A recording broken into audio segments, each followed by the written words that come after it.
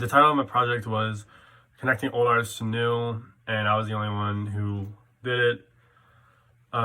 Basically what I did was I created a video kind of generated towards senior citizens in which I connect old artists to newer artists to give them like recommendations and to show the connection between music that was popular when they were young and music that's popular now. The original idea was to perform this project at a senior citizen home, but I couldn't do that because of the coronavirus.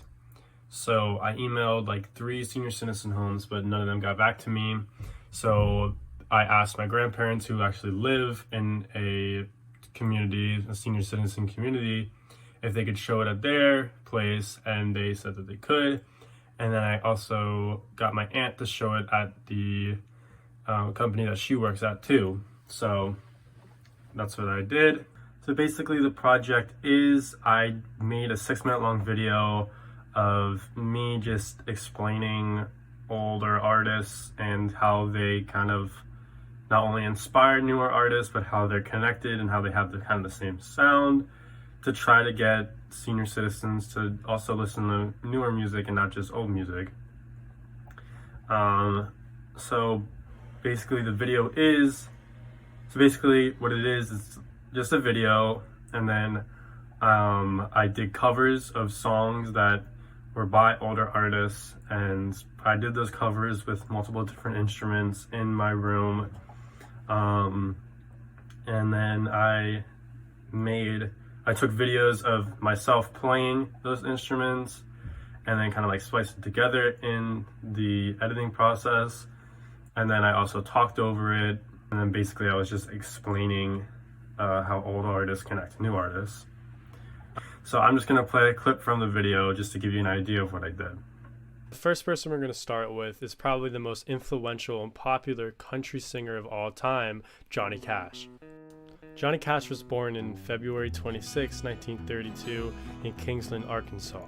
He began his musical career in the 50s and then kept going throughout his entire life. Cash was known for his dark and gritted lyrics and was often portrayed as an outlaw because of his drug use and often run-ins with the law. He is well known for his concerts at prisons, and his most well-known concert was at Folsom Prison. Cash basically created the outlaw country genre, and without him we wouldn't have country music like we have today. Country music is definitely one of the biggest genres today, and it is extremely popular still. And I think most of that popularity comes from Cash's music. Most of country today, though, is generally more poppy and less gritty than his music. But we can still find artists that sound similar to him today and that are very popular. One artist that I think is a lot like Johnny Cash is the artist Dan Tyminski. Tyminski takes more of a bluegrass influence, but you can definitely hear Johnny Cash in him. Most of his songs are pretty dark and gritty, just like Cash. Another artist, if you want something more popular, is Blake Shelton. Shelton embraces more of the popular country music sound today, unlike Tyminski, but you can still see Johnny Cash's influence. So if you like Johnny Cash, you'll probably like Blake Shelton or Dan Tyminski. So then after that, I posted it on YouTube, and then I got my grandparents and my aunt to show it at their places. So basically the process was pretty stressful, if I'm going to be honest. It was not only stressful to come up with the ideas and try to work around the coronavirus, but it was also stressful because I really was just the only one who was doing this, and I didn't really have any help. I did everything on my own after school, and I edited it together all on my own, and I recorded the videos all on my own.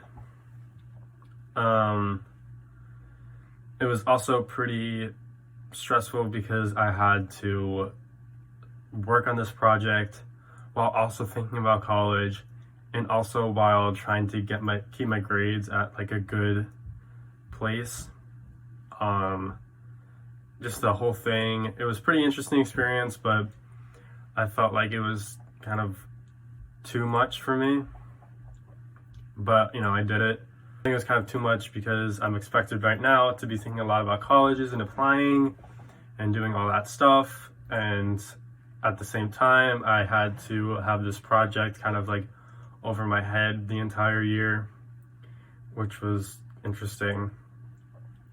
But yeah, I mean, I guess it was kind of cool to record and then make the video because I've never really done that before, but I kind of wish I had some more guidance and more help with this project because I felt pretty alone throughout the whole thing. Other than that, it was pretty cool, and that's basically what I did for this Creative Lab project.